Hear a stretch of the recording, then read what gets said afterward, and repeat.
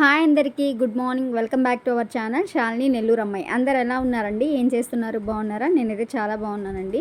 అలాగే మీరు కూడా బాగుండాలని దేవుని మనస్ఫూర్తిగా కోరుకుంటున్నాను. మన ఛానల్ కానీ ఎవరైనా కానీ ఫస్ట్ టైం కానీ చూస్తున్నట్లయితే ప్లీజ్ సబ్స్క్రైబ్ చేసుకోండి. ఇవాళ అయితే మీకోసం మరొక లాగ్నైతే షేర్ చేయబోతున్నానండి. ఇది నా మంగళవారం పూజ లాగుండి. మంగళవారం ఇంట్లో నేను ఏ విధంగా పూజ చేసుకుంటాను అనేది నేను ఎక్కువ అయితే మామూలుగా మంగళవారం శుక్రవారం అనేది కొంచెం పూజ అయితే బాగా చేసుకుంటానండి. నాకైతే పన్నీర్ రోజా పూలు ఉంటాయి కదా, చూసారు కదా అక్కడ పింక్ కలర్ రోజెస్, ఆ పూలు అంటే నాకు చాలా ఇష్టం అండి.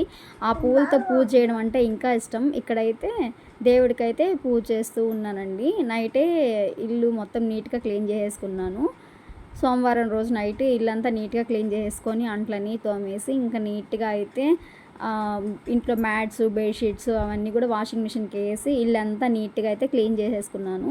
క్లీన్ చేసుకున్న తర్వాత ఇంకా మార్నింగ్ లేచేసి బయటంతా నీట్గా చిమ్మానండి. చిమ్మేసి బయటంతా నీట్గా ముగ్గులు అన్నీ వేసేసి ఇంకా లోపలికి వచ్చేసి కిచెన్ కూడా కొంచెం నీట్గా క్లీన్ చేసుకొని కొన్ని అంటులు ఉంటే అవి కూడా తోమేసాను. ఇంకా మనకైతే ఇక్కడ మంగళవారం అలాగే శుక్రవారం అయితే పూలు అమ్మే వాళ్ళు వస్తారండి. వాళ్ళ దగ్గర అయితే ఫ్లవర్స్ పూలు చాలా బాగుంటాయి. నేనైతే 2 కవర్స్ అయితే ఫ్లవర్స్ తీసుకున్నానండి. 1 కవర్ వచ్చి 20 రూపీస్. చాలా బాగున్నాయి ఫ్రెష్గా ఫ్లవర్స్. ఇంకా దేవుడికి వెంకటేశ్వర స్వామికి వచ్చేసి తులసి మాల అంటే ఇష్టం కదా, సో మనం దొరికినప్పుడే తులసి మాల అయితే వేస్తాం కదా. నాకైతే ఇవాళ అయితే మార్నింగే వచ్చారు కాబట్టి తులసి మాల అయితే దొరికింది. సరే అని చెప్పేసి తులసి మాల ఒక మూర తులసి మాల తీసుకున్నానండి. 35 రూపీస్ 40 రూపీస్ చెప్పారు. 45 అయితే 30 రూపీస్కి ఇచ్చేసారు, 35 రూపీస్కి ఇచ్చారు. ఇంకా ఇక్కడైతే పూజ అయితే చేస్తున్నానండి. నాకు పూజలో ఎక్కువ మంత్రాలు అవేమి ఎక్కువ అంతేం తెలియదు. మామూలుగా నాకు వచ్చిన వెంకటేశ్వర స్తోత్రం ఒకటి ఉంది, అది చదువుతాను. వినా వెంకటేశం ననోద సదా వెంకటేశం స్వరామి స్వరామి హరే వెంకటేశం ప్రసిద్ధ ప్రసిద్ధ ప్రియం వెంకటేశం ప్రయచ్చ అనే నామం అయితే వచ్చండి నాకు. అది శ్లోకమో నామో అయితే తెలియదు. అదైతే చదువుకుంటాను. చదువుకొని అయితే ఇంకా పూజ అయితే చేస్తున్నానండి. ఇంకా పూజ చేసేటప్పుడు కొన్ని తప్పులు అయినా జరుగుతూ ఉంటాయి. కొందరు వీడియోస్లో చూస్తుంటాను కదా, అది చేయకూడదు ఇది చేయకూడదు అని చెప్తూ ఉంటారు కదా.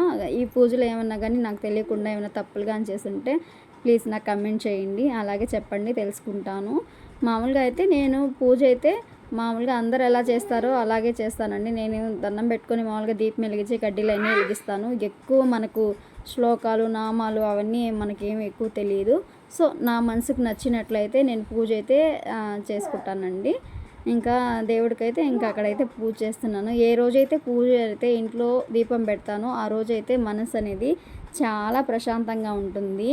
దీపము అప్పుడు కొన్ని రోజులు దేవుడి మీద కొంచెం కోపంతో పూజ చేయకుండా ఆపానండి.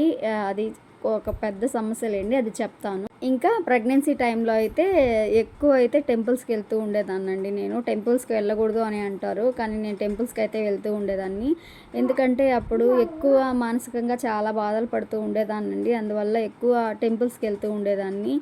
ప్రెగ్నెన్సీ టైంలో ఆల్మోస్ట్ ఎప్పుడు దేవుడు శ్లోకాలు, దేవుడి నామాలు, ఇంకా దేవుడికి సంబంధించిన స్టోరీస్ అవన్నీ చూస్తూ ఉండేదాన్ని. అప్పుడు ఒక రెంట్ హౌస్లో ఉన్నామండి. ఆ హౌస్లో ఎక్కువ ఇంటి పక్కన ఎక్కువ ఇల్లులు ఉండేవి కూడా కాదు. సో ఎక్కువ నేను ఈ దేవుడు చూస్తూ ఉండేదాన్ని. అందులోనూ ఫస్ట్ ప్రెగ్నెన్సీ కదా, ఇంకా అయితే చాలా టెన్షన్ పడ్డానండి. ఇంకా ప్రెగ్నెన్సీ గురించి యూట్యూబ్లో వీడియోస్ అన్నీ చూస్తూ ఉండేదాన్ని. వాళ్ళు ఏమైనా చెప్తే ఊరికే టెన్షన్ పడిపోతూ ఉండేది. టెన్షన్ పడేసి ఇంకా దేవుడికైతే మొక్కడాలు అలాగే చేస్తూ ఉండేదాన్ని ఎక్కువగా. అప్పుడైతే నేను మాకు దగ్గరలో రాజరాజేశ్వరి టెంపుల్ ఉండేదండి. ఆ టెంపుల్కి వెళ్ళేసి అయితే ప్రతిరోజు ఈవినింగ్ వెళ్ళేసి దేవుడిని మొక్కుంటా ఉన్నదండి. ఏం మొక్కున్నానంటే, దేవుడా నేను చాలా మెంటల్ టార్చర్ అయితే పడుతున్నాను, ఆ టార్చర్స్ అన్నీ పోవాలంటే నాకు కొడుకు పుట్టాలి అని చెప్పేసి చాలా ఏడ్చి అక్కడ దండం పెట్టుకుంటా ఉండేదండి. పూజారి కూడా అమ్మ ఇప్పుడు ఎన్ని మంత్స్ అమ్మ, 9 మంత్స్ అప్పుడు కూడా వెళ్ళేది నేను. అప్పుడు పూజారి చెప్పేవారు, అమ్మ ఇన్ని మంత్స్ వచ్చేసాయి కదమ్మా, 7-8 మంత్స్ వచ్చేసాయి, గుడిలోకి రావద్దమ్మా, ఆ శక్తులకి బిడ్డ తట్టుకోలేడు అన్నా కూడా నేను వెళ్ళేదండి. వెళ్ళి మనశ్శాంతి కోసం బయట వెళ్ళి కూర్చొని ఇంకా ప్రసాదం అయి పెడతారు కదా, అక్కడికి వెళ్ళి కూర్చొని ప్రతిరోజు అక్కడికి వెళ్ళి కూర్చొని ఏడ్చుకొని నా మనసులో బాధలు చెప్పుకొని అయితే వచ్చేదాన్ని. అలాగా ప్రెగ్నెన్సీ టైంలో ఎక్కువ అయితే రాజరాజేశ్వరి టెంపుల్ మా ఇంటి దగ్గర ఉంది, అక్కడైతే బాగా కనెక్ట్ అయిపోయానండి కోవూరులో. ఇంకా చాలా మొక్కుకున్నాను దేవుడి దగ్గర కూడా, అవన్నీ కూడా తీర్చాలండి. బాబుకి కొన్ని మొక్కులు ఉన్నాయి. ఈసారి నేను అక్కడికి వెళ్ళినప్పుడు మొక్కు అవి తీర్చడానికి వెళ్ళినప్పుడు నేను గుడిని మొత్తం ఒకసారి మీకు చూపిస్తాను. చాలా పవర్ఫుల్ అండి. ఏం అడుగుంటే అది ఖచ్చితంగా జరుగుతుంది. ఇంకా పూజ అంతా చేసేసిన తర్వాత బాగా ఆకలేస్తుందండి. ఇంకైతే పులిహోర అయితే చేసుకుంటున్నాను. పులిహోర చేసుకొని ఇంకా తినాలి.